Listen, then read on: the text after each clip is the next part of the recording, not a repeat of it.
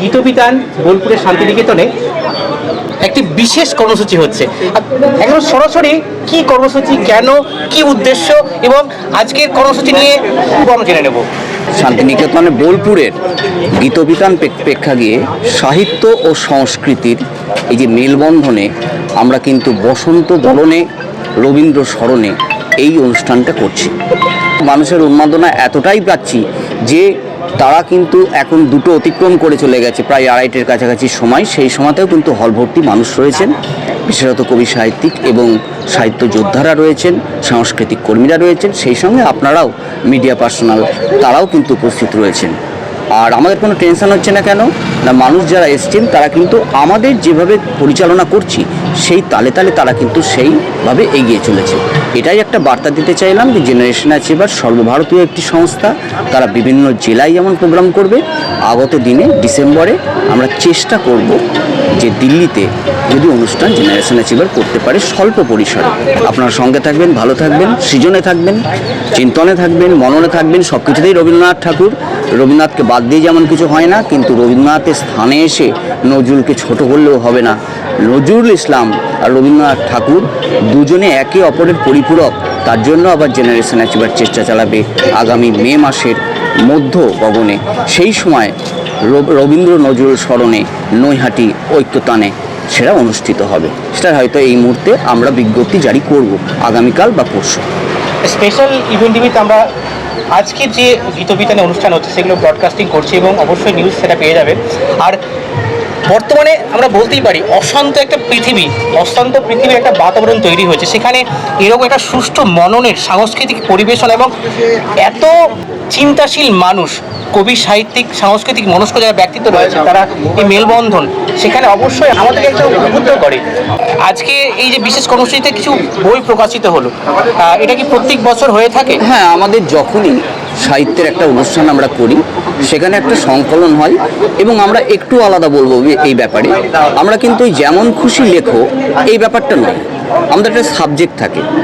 প্রত্যেকবারই আমরা নদিয়া সাহিত্য সংস্কৃতি উৎসবে যেমন প্রজন্ম, সেটা সম্পাদনা করেছিল অ্যাডভোকেট আমার বন্ধু উত্তম প্রামাণিক এবং সুমিতা পয়রা দিদি।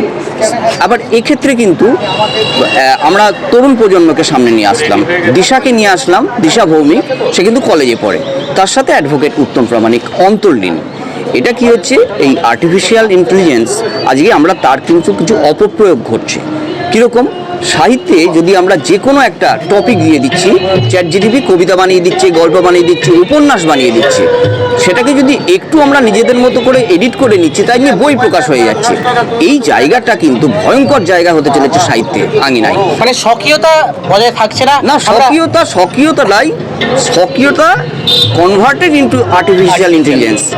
এবার এই জায়গাটা একটা কথা বলার আছে যে আপনি একটা কথা বলেছেন চিন্তাশীল।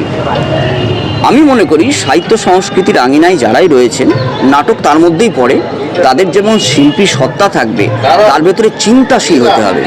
চিন্তাশীল না হলে মননশীল হওয়া যাবে না। কারণ বলি, যদি হার্ড থিঙ্কিং থেকেই আপনার কিছু ইনোভেটিভ কাজ বেরিয়ে আসবে, ক্রিয়েটিভ অ্যাক্টিভিটি বেরিয়ে আসবে।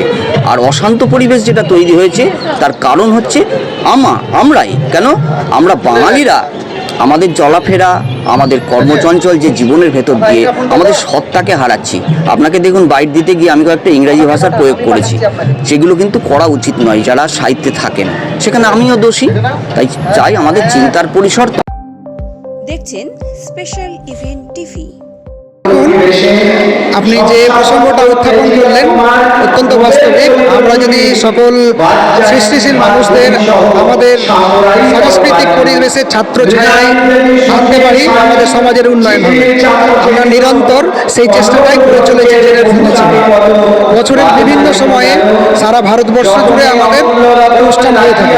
তারই অঙ্গ হিসেবে আজকে কবিগুরুর এই পদধূলি আমাদের যেখানে রয়েছে কবিগুরুর, সেই জায়গায় আমরা অনুষ্ঠান করছি।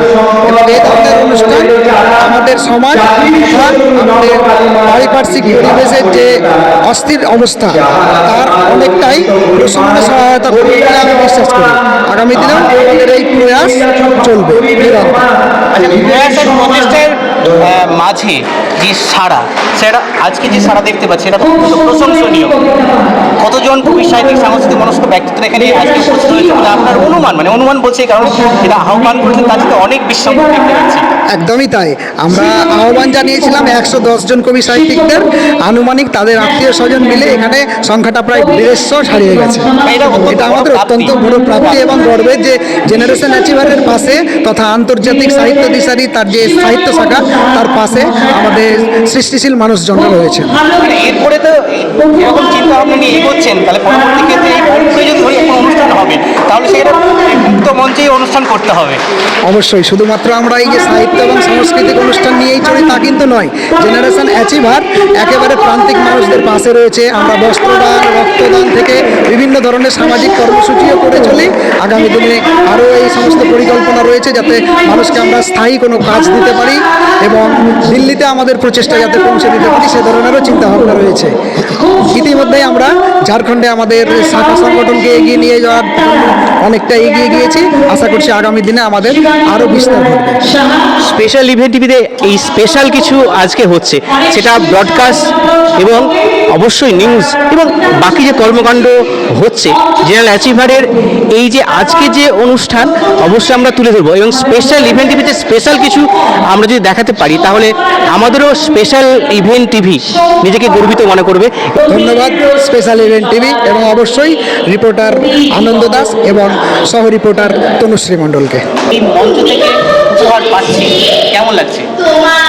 খুবই ভালো লাগছে যে নতুন প্রজন্মকে হিমেন্দু দাসের যে এদের যে জেনারেশন অ্যাচিভারের যে কর্মকাণ্ড তাদের নতুনদেরকে তুলে আনার যে প্রয়াস খুবই ভালো লাগছে এবং নতুন নতুন যারা কবিতা লিখতে আসছেন তাদের কবিতা পড়ে সত্যি আমরা আনন্দিত হচ্ছি যে কবিতার যে নতুন ধারা শুরু হয়েছে সেই জিনিসটা তারা রপ্ত করতে পেরেছে এবং তার প্রতিফলন আমরা দেখতে পাচ্ছি। খুব ভালো লাগছে।